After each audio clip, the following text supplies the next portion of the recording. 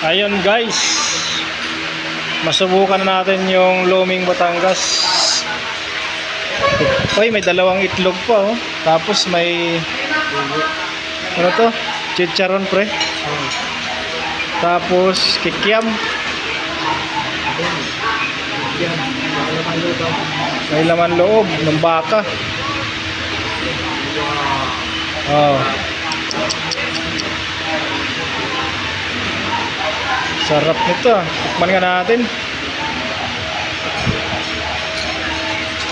Pucha, ito pala yung luming Batangas na sinasabi nila.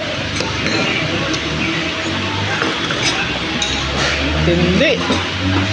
Ano Brad? Anong masasabi mo sa luto Brad? Sige nga.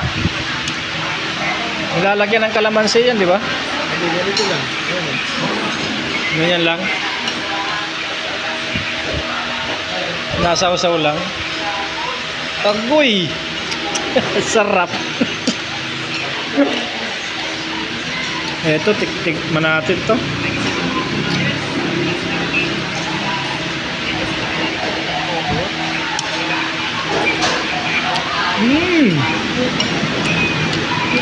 Aray! Ang sarap pala talaga.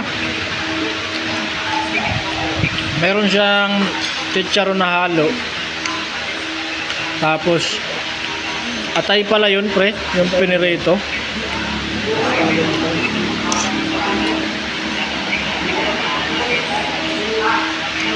Grabe.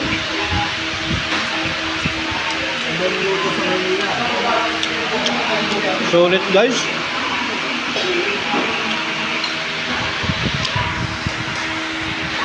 Ayan no, sulit no. Thank you guys, thank you.